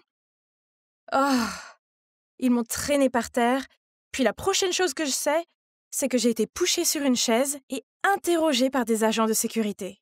Mais tout ce qu'ils ont obtenu de moi, c'est le silence. Quelques minutes plus tard, Monsieur et Madame Langston sont arrivés. Oui, c'est le couple riche qui possède ce manoir. Ce sont les gens que je cherchais. Je suppose que je leur devais une explication. Je suis désolée pour ce dérangement, mais ce n'est pas ce que vous pensez. J'ai vu votre offre d'emploi pour une femme de chambre et j'ai voulu postuler. Mais les gardes m'ont dit que j'étais trop jeune et ont refusé de me laisser entrer. Le fait est que mon père a une maladie cardiaque rare et s'il n'est pas traité rapidement, il y a de fortes chances qu'il ne s'en sorte pas. Je n'ai vraiment pas d'autre choix. Alors s'il vous plaît, puis-je avoir le poste? Et aussi 6 mois d'avance sur le salaire? À ce moment-là, une fille de mon âge est entrée dans la pièce, a regardé les Langston et s'est mise à rire. « Carla, ce n'est pas acceptable. N'as-tu pas honte de tes piètres résultats à l'examen d'entrée de la Francis Academy? Tu devrais étudier dur pour te racheter. Pas faire la fête à cette heure-ci. » La fille Carla a juste levé les yeux au ciel et est partie en vacillant. J'ai remarqué que M. Langston réconfortait sa femme, qui semblait être en détresse à cause du comportement inconsidéré de sa fille. Donc, ça doit être leur fille. Ils avaient l'air de prendre son éducation au sérieux. Et elle a postulé dans mon école? Ça m'a donné une idée. Vous savez, si vous voulez améliorer les résultats scolaires de Carla, je peux vous aider. Ils m'ont tous les deux jeté des regards sceptiques, alors je leur ai montré mon dossier scolaire et leur ai dit que j'étais major de ma promotion et que j'avais réussi à obtenir une bourse d'études à la Francis Academy. En entendant mes réalisations, toutes les appréhensions qu'ils avaient se sont vite évanouies. Et donc, ils ont mis au point un plan risqué. Ils paieraient les frais d'hospitalisation de mon père jusqu'à sa guérison complète si je prenais l'identité de Carla et m'envolais pour la Corée du Sud pour y étudier dans un lycée international. Pendant ce temps, Carla prendrait ma place et s'inscrirait à la Francis Academy comme il le souhaitait. Ce marché semblait être la réponse à mes prières, mais je savais que ce serait délicat. Prétendre être quelqu'un d'autre dans un pays complètement différent était au-delà de mon entendement. Alors, j'ai accepté de le faire, mais seulement à 2 conditions supplémentaires. Premièrement, un tuteur doit être présent, qui s'occuperait de tous mes papiers et autres. Deuxièmement, après avoir conclu l'affaire et être revenu, les Langston devraient m'aider à rentrer dans l'école de mes rêves, la prestigieuse université GBA, évidemment. Ils ont réfléchi, puis m'ont serré la main en signe d'accord. On dirait qu'on a un accord.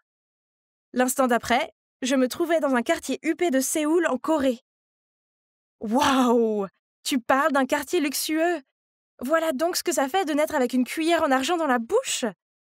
Monsieur Preston m'a déposé à l'école et m'a dit à plusieurs reprises de ne pas attirer l'attention sur moi. Bla bla bla! Oh, au fait, Monsieur Preston est l'avocat des Langston et, selon le contrat, il est aussi mon tuteur. Il a l'air tellement sérieux, mais je suppose qu'il est bien. Wow! Cette école avait l'air si moderne! L'architecture était une œuvre d'art en soi. Je me suis promenée dans les couloirs et j'ai essayé de trouver ma classe. Tout le monde semblait très amical, et le président de la classe, Min-jun, m'a même fait une visite guidée.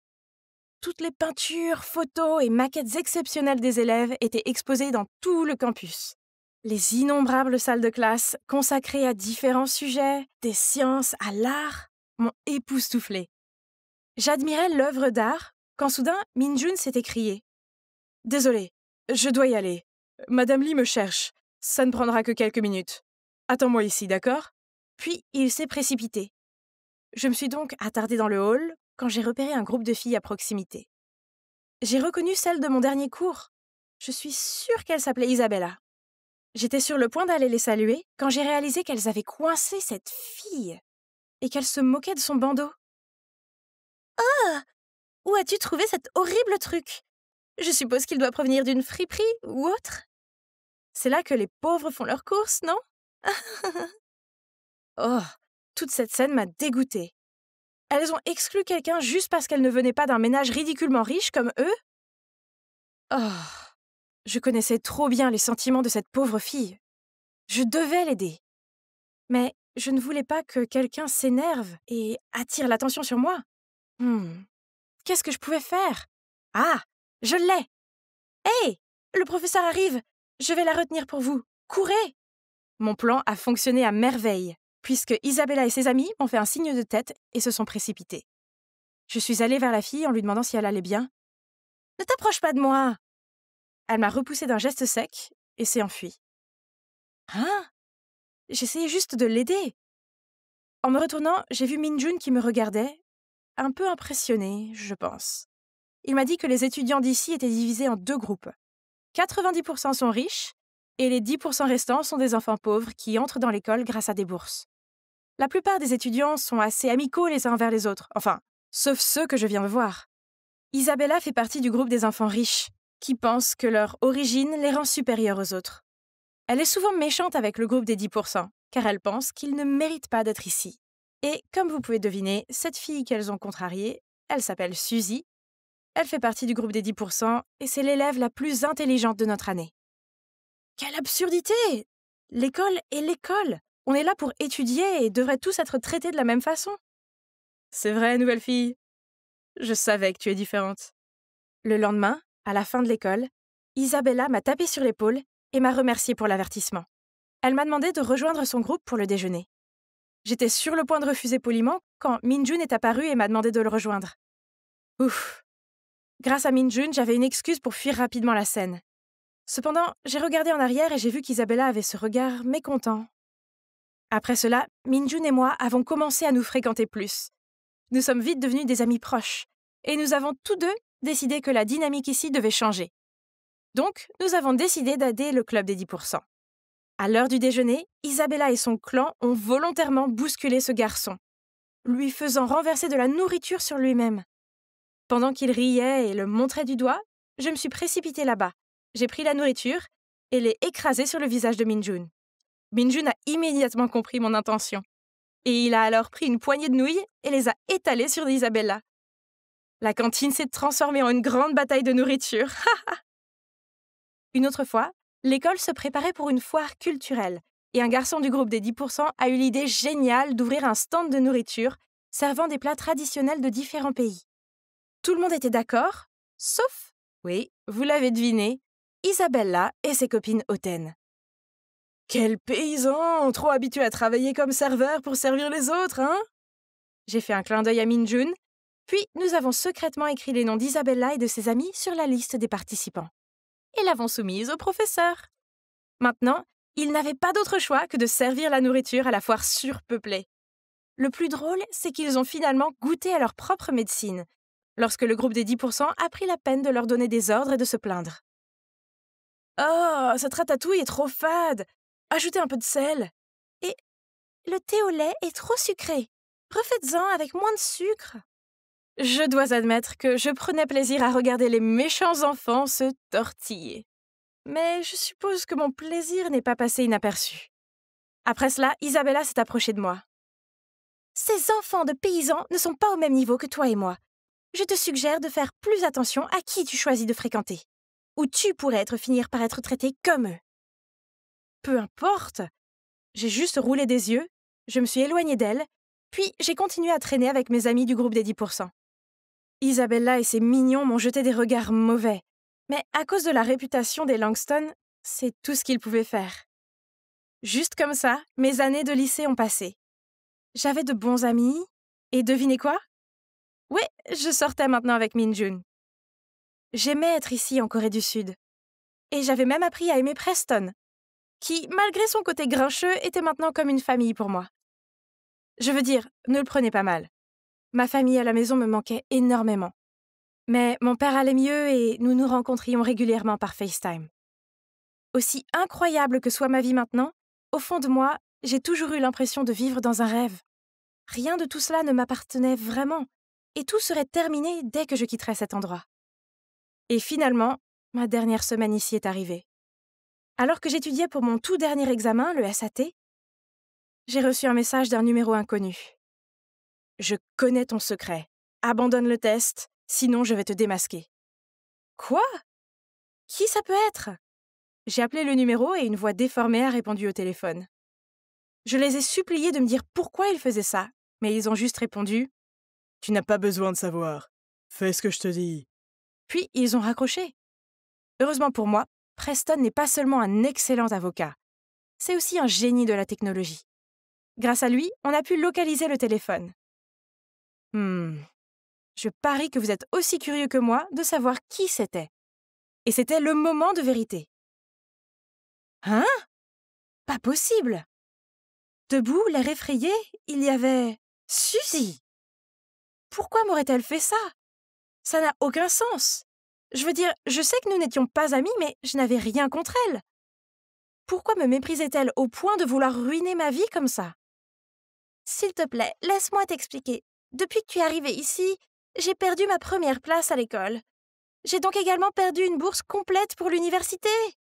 Ma famille ne sera jamais capable de se le permettre. Alors j'ai décidé d'enquêter sur toi. Et c'est là que j'ai découvert que tu n'étais pas la vraie Carla Langston et que tu as été payée par ses parents pour réaliser tous ces records académiques pour elle. Je comprends pourquoi tu es contrariée, mais tu n'avais pas besoin de me faire chanter. Tu ne sembles pas être ce type de personne. Donc c'est un peu décevant que tu l'aies fait. Je ne le suis pas. Je suis dans une impasse, Irène. Tu dois comprendre. C'est tout mon avenir que je perds ici. Et pourquoi faire? Pour qu'une fille riche et gâtée puisse aller à l'université sans faire le moindre travail? Il semblait que j'avais beaucoup de choses à penser. À la fin, j'ai réalisé que tout ce que je ressentais envers Suzy était de la pitié. Tout était de ma faute.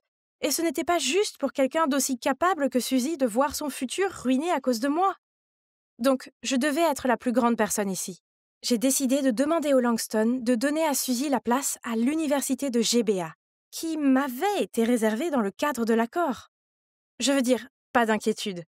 Avec ce gros cerveau, je pourrais facilement y entrer par moi-même, non?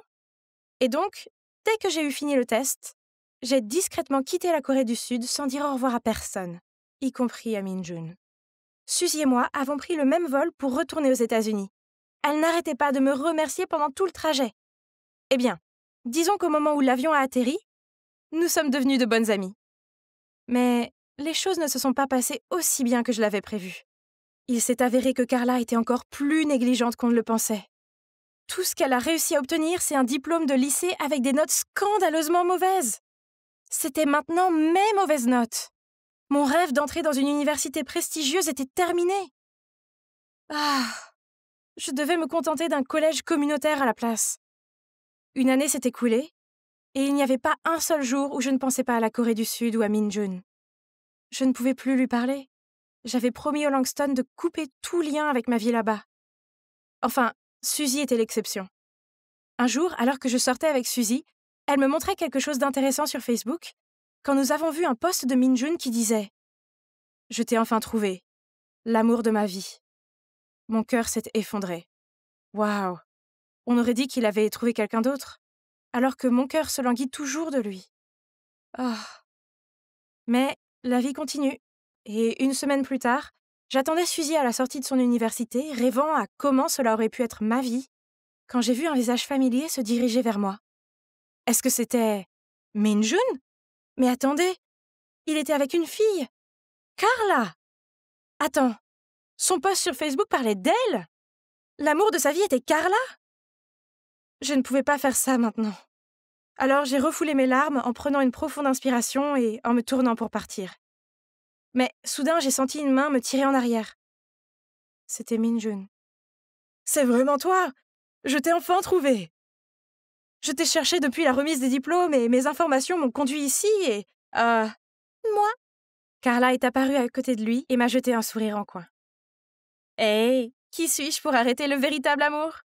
Alors je lui ai dit ton vrai nom et je l'ai aidé à te chercher. Je veux dire, tu es intelligente, donc je me suis dit que tu irais aussi dans cette université. Non, tu as bousillé mes notes, tu te souviens? De toute façon, ça n'a plus d'importance. Je me suis tournée et j'ai regardé Min-jun. Je suis tellement désolée, Min-jun. Je voulais tout te dire, mais je ne pouvais pas. Il a pris ma main dans la sienne et m'a fait un sourire d'adoration. Je t'ai trouvé. Et crois-moi, pour l'instant, c'est tout ce qui compte. C'est une habitude de vous asseoir sur les étrangers à votre première rencontre? Ah, quel abruti! Je vais bientôt lui montrer qu'il s'en prend à la mauvaise fille. C'est bon, s'il vous plaît, ne le frappez pas. Ne t'inquiète pas. Et ça, c'est pour avoir agressé un enfant. Non, non, vous vous trompez. Il m'a juste sauvé de ces agresseurs. Et il m'apprenait juste à me défendre contre eux. Oh mon Dieu, je pensais... C'était juste parce que le sac du garçon était par terre et que ce type tenait son bras comme s'il allait le frapper. Je me suis maladroitement levée et j'ai littéralement crié pour m'excuser, puis j'ai couru directement à la maison. Donc, comme vous pouvez le voir, ma maison est un peu particulière. Mes parents dirigent une maison de retraite, donc j'ai grandi entourée de personnes âgées. Tu étais si gênée que tu l'as laissé étendu là et que tu t'es enfui. La première fois que j'ai rencontré mon mari, je l'ai aussi renversé avec mon dolio de Shaggy. Peut-être que ce garçon est ton destin. Pff, impossible, Madame Jones. Soudain, mon père est passé devant nous en soufflant. Oh non, je connais ce regard. Quelque chose n'allait pas. Ces derniers temps, nos finances ne sont pas très bonnes. Je l'ai suivi et je l'ai trouvé en train de parler à un homme dans la cour. En me voyant, l'homme m'a fait un signe. « Tu connais cette personne ?»« Ah, c'était le gars que j'avais presque frappé plus tôt. »« C'est vrai, la personne que tu as presque assommée est mon fils. J'ai tout vu donc, je t'ai suivi ici. Il a fréquenté de mauvais amis et n'est plus concentré sur ses études. Je veux que tu le remettes dans la bonne direction. » Je ne veux pas être une baby-sitter. Je suis désolée. C'est dommage pour cette maison de retraite, non? On dirait qu'il va falloir fermer bientôt. Bien que, si tu changes d'avis, ça ne me dérange pas d'être un sponsor majeur. C'était insensé. Donc tout ce que j'avais à faire était de garder un œil sur son fils, et tous les problèmes de la maison seraient résolus? Papa a dit que je ne devais pas le faire si je ne voulais pas. Mais comment pourrais-je dire non? Ok, je vais le faire. Alors, dans quelle école vais-je être transférée? Mon Dieu, tout est si brillant ici. Mais si j'avais le choix, ce serait la dernière école de la ville que je voudrais fréquenter. Je suis entrée dans la classe et je me suis assise dans un siège libre au fond de la classe. J'étais sur le point de m'asseoir quand... Ah! Un type a tiré la chaise sur le côté et m'a fait tomber sur les fesses. Une main est apparue pour me relever, mais quand j'ai voulu l'attraper, elle s'est immédiatement retirée, me laissant assise là, embarrassée, pendant que tout le monde se moquait de moi. Oups, désolé. Je ne dois donner la main que lorsqu'on me la demande, n'est-ce pas? Ah, c'était Bastien. J'ai rapidement retrouvé mon visage froid, je me suis assise et j'ai mis mes écouteurs, faisant comme si je n'avais pas entendu les commentaires des autres élèves sur mon look rustique.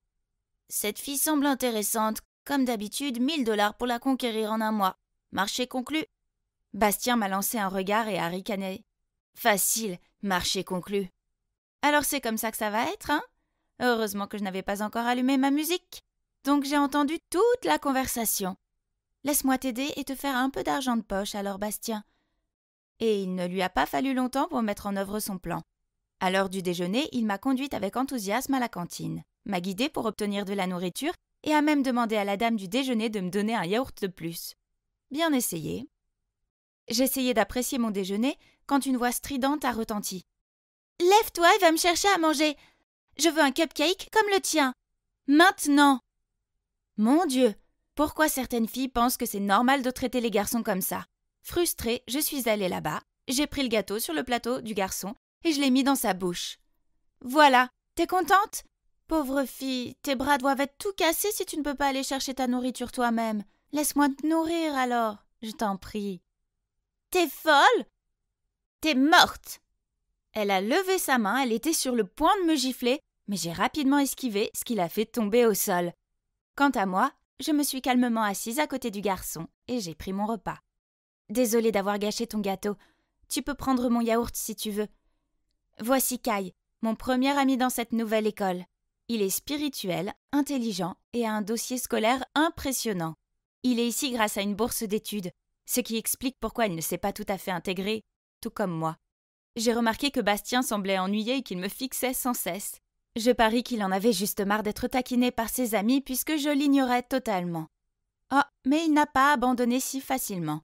Le lendemain matin, il s'est présenté chez moi pour me récupérer, mais je préfère faire 2 tours de la cour de l'école pour être en retard que de monter avec toi.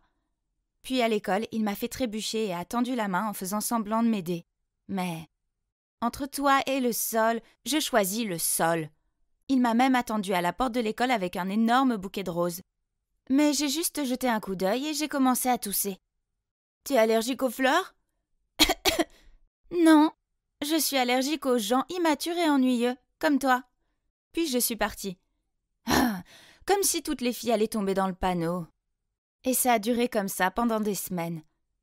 Mais un jour, il s'est approché de moi à la bibliothèque pendant que j'étudiais avec Kai et m'a tendu un collier. Je l'ai regardé, puis je lui ai rendu et je me suis retournée pour parler à Kai. « Sérieusement, tu me rejettes pour ce nerd ?» Kai est intelligent, galant et sophistiqué. Contrairement à toi, tu n'es qu'un perturbateur. Est-ce que tu me regardes de haut ? Oh, enfin !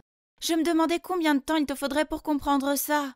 Tu ne m'as pas aidé une seule fois pour la dissertation de littérature anglaise. Tu es dans mon groupe, mais tu penses probablement que Les Raisins de la Colère est un groupe de rock. Donc, et si je finis cette dissertation tout seul, est-ce que tu sortiras avec moi ? D'accord, mais il faut que tu aies un A. Sinon, tu peux oublier. Et mon plan a marché. Bastien a terminé la rédaction tout seul. Il est intelligent, mais il a négligé ses études, et ça lui a fait faire des petites erreurs. Lorsqu'on lui a rendu sa rédaction, son visage s'est décomposé. Il a eu un B, et même s'il savait que c'était fini, il est resté en classe pour relire les commentaires du professeur. Il me semble que c'était la première fois qu'il faisait vraiment l'effort de faire quelque chose. Qu'est-ce qui va pas ? Toujours dans le déni de ton échec ? Bastien s'est détourné sans me regarder. Le garçon riche qui a perdu au jeu pour la première fois avait l'air si mignon. Donc j'ai mis un cadeau avec un message sur le bureau de Bastien. Inutile de dire, il était aux anges. Il contenait des vêtements que je lui ai achetés et une invitation à un bar pour le week-end. Pourquoi vous vous demandez ? Oh, vous allez voir. Ce samedi soir, Bastien s'est montré dans la tenue que je lui avais offerte, et il avait l'air tout sauf content. Ah. Je peux pas entrer en portant ça, c'est tellement vieux jeu. Mes amis vont se moquer de moi. Tu as invité tes amis aussi ? Pour prouver que tu as gagné le pari, n'est-ce pas ? Si tu gagnes ces 1 000 $, j'aurai une part. Tu le savais déjà ? Je ne faisais que plaisanter au début, mais maintenant… Allons-y maintenant. T'inquiète, on va pas rester ici très longtemps. Je l'ai traîné à l'intérieur et immédiatement ses amis n'ont pas manqué l'occasion de me taquiner. Ça y est, le poisson a mordu à l'hameçon ? Oui, je suis piégée. Donne-lui vite les 1 000 $. Sa famille est en faillite et a besoin d'argent. Hein ? Quoi ? Tu mens. Regarde, il porte des vêtements donnés. Même ses vêtements de marque ont été vendus. Et j'ai fait un clin d'œil à Bastien et il a immédiatement réagi. Prête-moi de l'argent, j'ai besoin d'un endroit où rester, d'une voiture de sport et d'argent de poche aussi. À ce moment-là, ses amis sont devenus méchants. Ils lui ont dit qu'il n'avait plus le droit de faire partie de leur groupe. Tu n'avais pas à faire ça. Je savais qu'il ne traînait avec moi que pour l'argent. Mais c'est comme ça que sont les gens. Ah, pourquoi pensait-il comme ça ? Il n'a jamais dû être soigné et aimé correctement. Débarrasse-toi de ce visage. C'est un rendez-vous, après tout. Laisse-moi me rattraper. Je connais un bar qui correspond à cette tenue. Donc, j'ai traîné Bastien à notre fête du soir. J'ai dit que j'avais emmené un ami pour donner un coup de main. Et les personnes âgées lui ont fait faire toutes sortes de choses. Madame Hastings lui a demandé d'accrocher les guirlandes électriques. Monsieur Dubois l'a appelé pour couper du bois pour le feu de camp. Et Monsieur Duchamp voulait qu'il goûte sa bière artisanale. Et la seconde d'après, Bastien était déjà sur scène à jouer de la batterie. Ah, ça faisait longtemps qu'on n'avait pas eu un jeune volontaire. Ce garçon a l'air bien, n'est-ce pas ? J'ai vu la façon dont il te regarde. Il ne me convient pas. J'ai haussé les épaules en réponse et je me suis soudainement sentie déçue. Oui, J'aimais ce nouveau côté de lui, mais nous étions toujours différents. Le lendemain matin à l'école, j'ai encore vu Bastien traîner avec ses amis avares. On dirait qu'il n'avait pas appris la leçon. Frustrée que tous mes efforts aient été inutiles, j'ai ouvert mon casier. C'était quoi cette note? Retrouve-moi à la bibliothèque à 18h quand tout le monde sera parti. J'ai une surprise pour toi. B. Je ne devrais peut-être pas être comme ça, n'est-ce pas? L'attendre à la bibliothèque pendant des heures jusqu'à ce que tout le monde parte, nerveuse et excitée. Mais dès que la dernière personne est partie, les lumières se sont soudainement éteintes et la porte de la bibliothèque s'est refermée. Qu'est-ce qui se passe? Est-ce que le mot ne venait pas de Bastien? J'ai crié de peur. C'est vrai, j'excelle peut-être dans les arts martiaux, mais je déteste le noir. D'une main tremblante, j'ai pris mon téléphone pour appeler Bastien. Puis je me suis effondrée de peur en sanglots. À ce moment-là, le bruit de la porte qui se déverrouille m'a fait sursauter. Dès que la porte s'est ouverte, j'ai couru pour me réfugier dans les bras de Bastien. « Tu vas bien? Je ne peux pas croire que Chloé ait fait ça. Je t'avais dit de ne pas t'approcher d'eux. »« Hein? Ce n'était pas la voix de Bastien? »« Flora, tu vas bien? Oh mon Dieu, c'est Kai qui a ouvert la porte pour me sauver. Mais je pensais que... » Alors je l'ai rapidement lâché et je me suis enfuie toute gênée. C'est étrange. Quand j'étais en danger, la première personne à laquelle j'ai pensé était Bastien.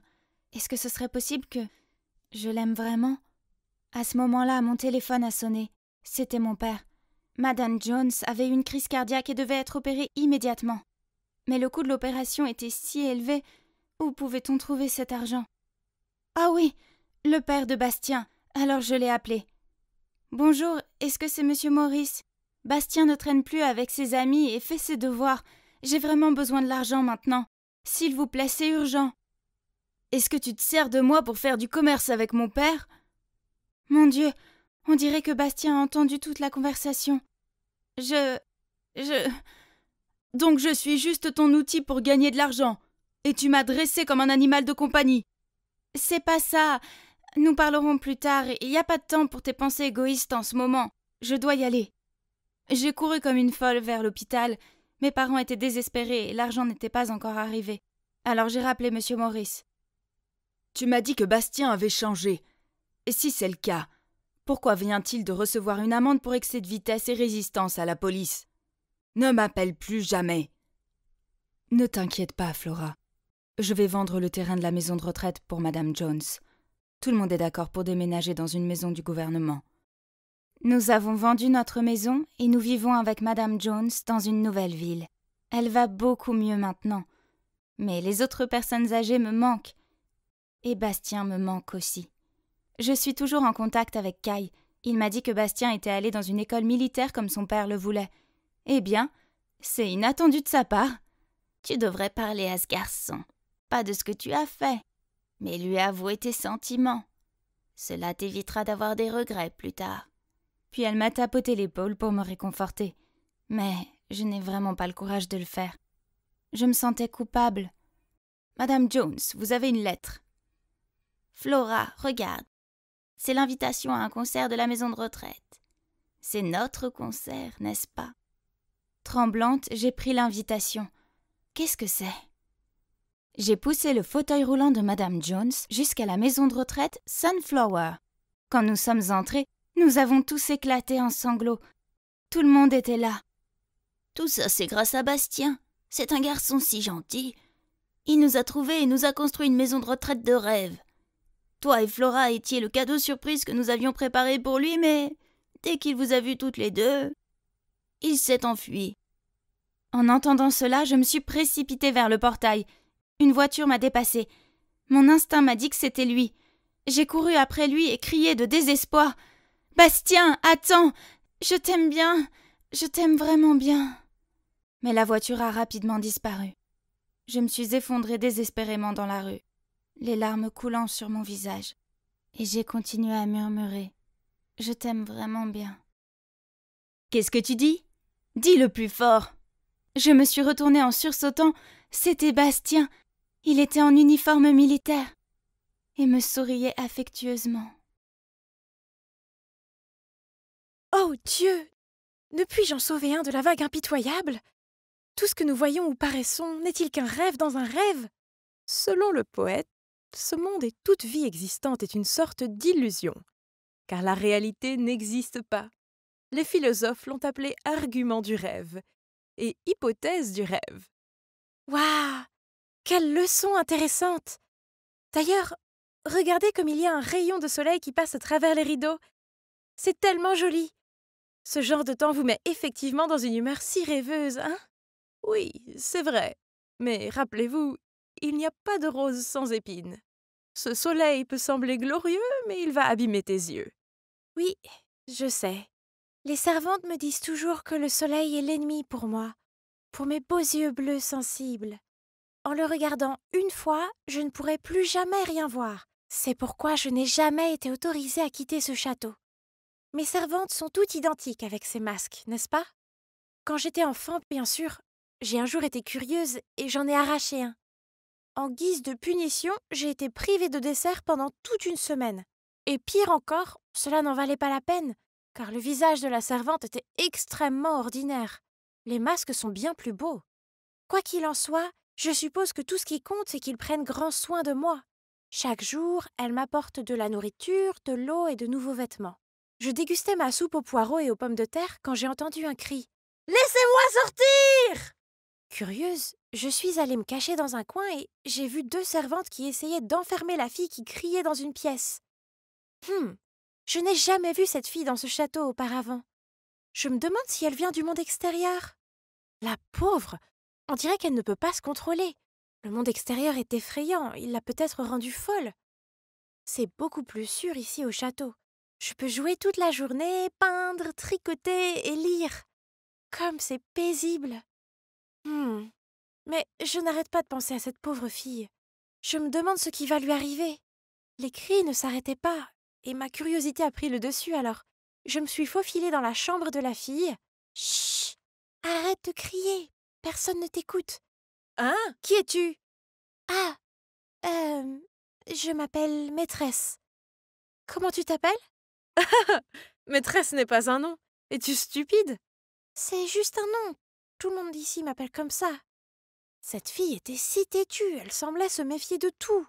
Pauvre petite fille du monde extérieur. Après avoir beaucoup insisté, elle m'a dit qu'elle s'appelait Nora. J'étais sur le point de lui demander pourquoi elle était ici, quand soudain 2 servantes sont apparues et m'ont entraînée. Vous ne devriez pas interagir avec cette méchante fille, et vous ne devez pas être en retard pour votre cours de broderie. C'était agréable de pouvoir enfin parler à une fille de mon âge, et je dois admettre qu'étant donné sa nature effrontée, j'ai trouvé Nora plutôt intéressante. Pendant le cours, je n'arrêtais pas de penser à la façon dont je pourrais m'éclipser et la revoir. Ah! Aïe! Les cris de cette fille agaçante m'ont fait me piquer le doigt. J'ai couru pour aller la voir, mais les servantes m'ont immédiatement bloqué le passage. Peut-être que je pourrais lui faire entendre raison. Croyez-moi, la dernière fois que je lui ai parlé, elle était tout à fait normale. Les servantes désespérées ont échangé des regards, puis m'ont laissé entrer. Comme prévu, quand je me suis approchée de Nora, elle a arrêté de crier. « Hey! C'est Ariana, mon vrai nom. » Crier ne marche jamais ici. Fais semblant d'écouter ce que je dis, et je t'aiderai à t'en sortir. Les servantes ont été assez surprises de voir que Nora s'est immédiatement calmée et a montré des signes de respect des consignes. Elles nous ont donc laissés et sont parties. Nous avons commencé à bavarder et, depuis ce jour, les servantes me laissent voir Nora tous les jours. Elle m'a raconté qu'avant de mourir, sa mère lui avait donné une adresse pour trouver son père biologique, qu'elle n'avait jamais rencontré auparavant. La grand-mère de Nora l'a aidée à organiser un rendez-vous avec lui et l'a emmenée au point de rencontre. Elle était si nerveuse, mais heureuse en même temps de rencontrer enfin son père. Et au début, il était aussi gentil et charmant qu'elle l'avait imaginé. Mais ensuite, de façon inattendue, juste après avoir dit au revoir à sa grand-mère, il a amené Nora ici et a laissé ces personnes masquées l'enfermer. Mais tu as de la chance d'être ici, c'est un endroit sûr. Non, ça ne l'est pas. C'est juste ce qu'ils veulent te faire croire. Puis Nora m'a parlé du monde extérieur, de ses amis, de l'école, des centres commerciaux. Tous les jours, elle me dessinait même des tableaux du monde extérieur, de beaux souvenirs avec sa famille, sa maman qui est décédée, et aussi son papa, même si elle ne l'a rencontré qu'une fois. La famille, qu'est-ce que c'est que ça? Tout ce que je connaissais, c'était les servantes sans visage. Le lendemain, Alors que je visitais Nora, elle m'a soudainement dit « Sœur, nous devons sortir d'ici. » « Qu'est-ce que tu veux dire? Ici, c'est ma maison. » Non, ça ne l'est pas. C'est une prison. Qui peut bien rester à l'intérieur pendant 14 ans, hein? C'est à cause de mes yeux. Je vais devenir aveugle si je sors. Mes servantes ne veulent que le meilleur pour moi. C'est pourquoi elles me gardent ici. Tu es folle? Tu t'es fait avoir. Réfléchis-y. Sais-tu qui t'a donné naissance? Et pourquoi cette personne t'a laissé avec ces gens, ou est-ce que ces gens sont ceux qui t'ont enlevé à ta mère? Tu ne veux pas savoir la vérité? C'était ma maison, n'est-ce pas? Mais en pensant à ce que Nora venait de dire, ainsi qu'au monde extérieur dont elle me parlait tous les jours, je suppose qu'il serait intéressant de le découvrir par moi-même. Je devais juste faire de mon mieux pour protéger mes yeux. Je me suis donc faufilée dans la chambre de la gouvernante et j'ai volé la clé de la porte d'entrée. En approchant du hall principal menant à la porte, nous avons vu une femme masquée se tenir à côté d'un homme. Dans ses bras se trouvait une jeune fille profondément endormie. Hein? C'est mon papa! Quoi? Il est venu te chercher ou quoi? Tu ne vois pas qu'ils sont tous dans le même bateau? Et c'est elle la meneuse! Je les ai observés de plus près et j'ai repéré les cheveux argentés et la robe luxueuse de la femme masquée. Ce n'est pas mon testeur. Elle vit dans la grande suite et me rend visite chaque semaine pour évaluer mes études et mon étiquette. Maman, comment vas-tu gérer ce cas? Laisse-la dans la chambre vide au bout du couloir. Quant à Nora, je pense qu'elle s'installera correctement dans une semaine ou deux, puis nous pourrons commencer ses leçons d'étiquette et de culture. Quelle Nora? Ah, je me souviens. D'ailleurs, tu devrais te restreindre un peu. Ariana, Nora et maintenant 7 enfants. Ne laisse pas la liste de tes enfants illégitimes être aussi longue que ton bras. Alors, tu peux les jeter quelque part. Pourquoi t'embêter à les élever?